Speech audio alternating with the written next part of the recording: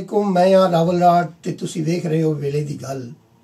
अज दी इस बैठक विच असी इस्टैबलिशमेंट वालों खेड़ियां गईयां गेमां यानी उहदियां चालां उन्हां दे निक्के इमरान खान वालों काउंटर अटैक पीडीएम दी चल रही तहरीक दे हवाले नाल भी कुछ नुकते मैं तुहाडे नाल सांझे करदा हां। पहले गल करदे हां इस्टैबलिशमेंट दी कि उन्हें किस तरीके नाल अपने जहांगीर तरीन नूं वापस बुलाया और फिर उन्होंने क्लीन अप करन दा ऑपरेशन शुरू कर दिता। उहदियां खबरां दौरान दी लोड़ नहीं। इस तो बाद इस्टैबलिशमेंट ने जिहड़ी गेम गिलगित बल्तिस्तान दे इलैक्शनां विच खेडी उहदे उत्ते गल करदे हां कि जिस तरह उन्हें 2018 के इलैक्शन विच जीप ग्रुप वाली गेम खेडी सी, बिल्कुल उसी तरीके नाल उन्हें वही गेम जिहड़ी है गिलगित ते बल्तिस्तान के इलैक्शनां विच खेडी। सब तो पहले पीपल्स पार्टी नूं जान बुझ के उन्हें फ्री हैंड दिता। उन्हां दे जलसियां दे विच कोई रुकावट नहीं पाई और उन्हां दे जलसे भरपूर होण दिते। आखिर विच मरियम नवाज दी राह च भी कोई रुकावटां नहीं पाईयां गईयां, लेकिन बिहाइंड द सीन वो जिहड़े गेम कर रहे सन वो अपनी गेम उन्हें जारी रखी। अद्धे बंदे उन्हें पीटीआई दे टिकट ते जिताए ते अद्धे आजाद बंदे जिता लए। उन्हां दी इस गेम नूं ना पीपल्स पार्टी नोट कर सकी ते ना ही नून लीग। इहदे तो उन्होंने दो काम लए, नाले पीपल्स पार्टी नूं बदनाम किया गया ते नाल ही मरियम नवाज ते बिलावल नूं दस्सिया गया कि तुहाडी जिन्नी भी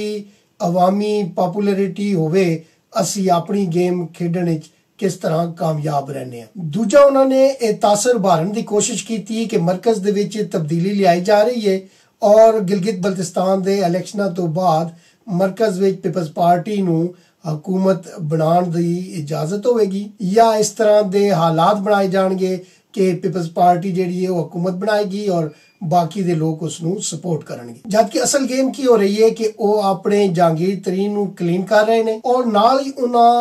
पीटीआई नूं निक्के तो क्लीन करन दा ऑपरेशन भी शुरू कर दिता है, जिस वाल बहुत घट लोगों का ध्यान जा रहा है। जदों निक्के नूं पार्टी चों कढ देणगे ते पार्टी दे विचों ही कोई इहो जिहा अननोन बंदा सामने लिया के प्राइम मिनिस्टर बनाया जाएगा और जिहदे बाद ये प्रोपगंडा किया जाएगा कि निक्का चला गया है लिहाजा हुण पीडीएम साडे नाल मुज़ाकरात करे। निक्के नूं कढण वास्ते जिहड़ा मैदान साफ किया जा रहा है उहदे विच शब्बर ज़ैदी दियां ओह गल्लां जिहड़ियां हाले तक सामने नहीं सन आईयां वो एक साफी राही सामने लियांदियां गईयां और उहदे बाद शब्बर ज़ैदी हो रही उस साफी दी उस खबर दी तरदीद नहीं की, बल्कि एक वो पुराना किस्सा पिटिया तरीका जिहड़ा है कि मेरे बयान को सियाक को सबाक से हट कर बयान किया गया है।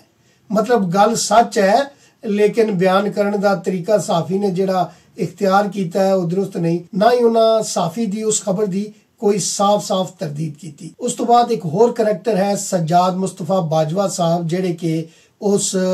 तहकीकाती कमेटी दे मैंबर सन जिन्हें चीनी फरार दे विच तहकीकात करनी सी। उन्हें बीबीसी नूं इंटरव्यू देंदे होया जिहड़ी हकीकत हाल बयान की और जो भी उन्हां नाल वापरिया वो बयान किया जिहड़ा दसदा है कि इमरान खान साहब दी जिहड़ी ईमानदारी और जिहड़ी नेक नीति और जो कुछ भी उन्हां दा यानी कि एक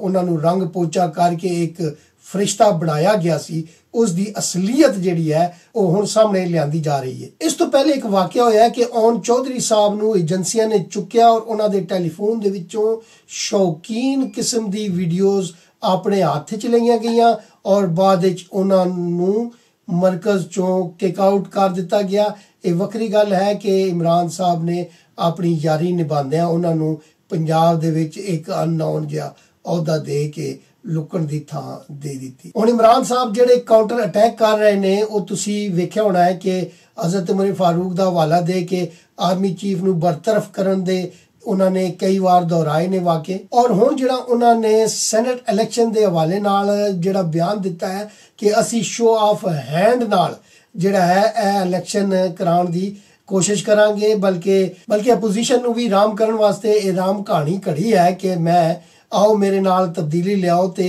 सैनेट के इलैक्शन विच शो ऑफ हैंड दे नाल जिहड़े सैनेटर ने मुंतखब किए जाण। इसकी वजह की है? इसकी वजह वही है कि जिस तरीके नाल नवाज लीग के सैनेटर नूं आज़ाद मुंतखब कराया गया सी उसी तरीके नाल आने वाले वक्त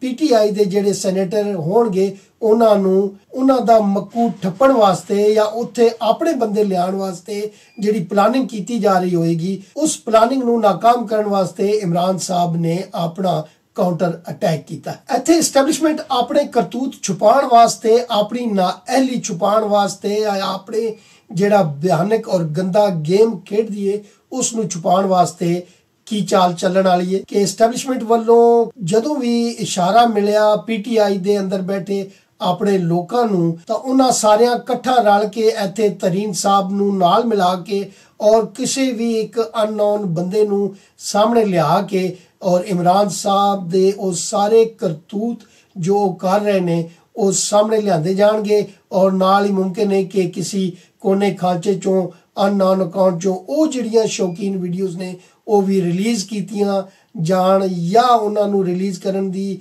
ਧਮਕੀ ਦਿੱਤੀ ਜਾਏ ਜਾਂ ਉਹ ਕੋਈ ਵੀ ਉਸ ਤਰ੍ਹਾਂ ਦਾ ਗੇਮ ਖੇਡਿਆ ਜਾਏ ਜਿਹਦੇ ਤੋਂ ਖਲੀਫਾ ਜੀ ਨੂੰ ਸ਼ੀਸ਼ੇ 'ਚ ਆਪਣਾ ਚਿਹਰਾ ਨਜ਼ਰ ਆਵੇ ਤੇ ਮੁਮਕਿਨ ਹੈ ਕਿ ਉਹਨਾਂ ਦੀਆਂ ਟੰਗਾਂ ਕੰਬਣੀਆਂ ਸ਼ੁਰੂ ਹੋ ਜਾਣ। ਇਮਰਾਨ ਸਾਹਿਬ ਨੂੰ ਇਸ ਹੱਦ ਤੱਕ ਵੀ ਅਹਿਸਾਸ ਨਹੀਂ ਹੈ ਕਿ ਵਜ਼ੀਰ ਆਜ਼ਮ ਦਾ ਸਟੇਟਸ ਕੀ ਹੁੰਦਾ ਹੈ ਔਰ ਉਹ ਕਿਸ ਤਰ੍ਹਾਂ ਰਿਐਕਟ ਕਰਦਾ ਹੈ ਜਾਂ ਕਿਸ ਤਰ੍ਹਾਂ ਬੋਲਦਾ ਹੈ।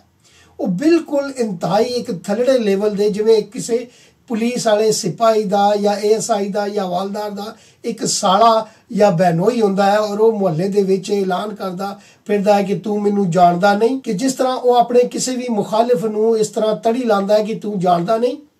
ਮੇਰਾ ਭਣਵੀਆ ਜਿਹੜਾ ਹੈ ਜਾਂ ਮੇਰਾ ਸਾਲਾ ਜਿਹੜਾ ਹੈ ਉਹ ਪੁਲਿਸ ਵਿੱਚ ਹਵਾਲਦਾਰ ਹੈ। ਬਿਲਕੁਲ ਇਸੇ ਅੰਦਾਜ਼ ਨਾਲ ਇਮਰਾਨ ਸਾਹਿਬ ਨੇ ਆਪਣੇ ਹਮਨਾਮੀ ਇੱਕ ਇਮਰਾਨ ਨੂੰ ਇੰਟਰਵਿਊ ਦਿੰਦੇ ਹੋਏ ਫਰਮਾਇਆ ਕਿ ਤੁਸੀਂ ਅੰਦਾਜ਼ਾ ਲਾਓ ਕਿ ਵਜ਼ੀਰ ਆਜ਼ਮ ਦੇ ਭੈਨੋਈ ਦੇ ਪਲਾਟ ਤੇ ਕਬਜ਼ਾ ਹੋ ਗਿਆ ਔਰ ਇੱਕ IG ਜਿਹੜਾ ਹੈ ਉਹ ਕਬਜ਼ਾ ਨਹੀਂ ਛੁਡਾ ਸਕਦਾ। ਕਿ ਵਜ਼ੀਰ ਆਜ਼ਮ ਦੇ ਸਟੇਟਸ ਦਾ ਬੰਦਾ ਇੱਕ ਨੈਸ਼ਨਲ ਮੀਡੀਆ ਦੇ ਉੱਤੇ ਬਹਿ ਕੇ ਇੰਜ ਦੀ ਗੱਲ ਕਰ ਸਕਦਾ ਹੈ? ਇਹ ਸਾਰੇ ਜਿਹੜੇ ਵਾਕਿਆਤ ਔਰ ਹਾਲਾਤ ਹੋ ਰਹੇ ਨੇ ਮੈਂ ਸਮਝਦਾ ਵਾਂ ਕਿ ਜਮਾ ਕੀਤਾ ਜਾ ਰਿਹਾ, ਇੱਕ ਫਾਈਲ ਬਣਾਈ ਜਾ ਰਹੀ ਹੈ ਜਿਹਦੇ ਬਾਅਦ ਇਸ ਫਾਈਲ ਦੇ ਉੱਤੇ ਐਕਸ਼ਨ ਲਿਆ ਜਾਏਗਾ ਤੇ ਐਸਟੈਬਲਿਸ਼ਮੈਂਟ ਆਪਣਾ ਗੰਦ ਜਿਹੜਾ ਹੈ ਉਹ ਸਾਰਾ ਦੂਜੇ ਪਲੜੇ 'ਚ ਪਾ ਕੇ ਸਾਫ਼ ਬਚ ਨਿਕਲਣ ਦੀ ਕੋਸ਼ਿਸ਼ ਕਰੇਗੀ। PDM ਦੀ ਕਿਆਦਤ ਨੇ ਜਿਸ ਤਰੀਕੇ ਨਾਲ ਇੱਕ ਮਿਸਾਕ-ਏ ਜਮਹੂਰੀਅਤ ਵਾਲਾ ਡਾਕੂਮੈਂਟ ਤਰਤੀਬ ਦੇਣਾ ਸ਼ੁਰੂ ਕੀਤਾ ਹੈ ਔਰ ਉਹਦੇ ਜਿਹੜੇ ਨੁਕਾਤ ਹੁਣ ਤੱਕ ਸਾਹਮਣੇ ਆਏ ਨੇ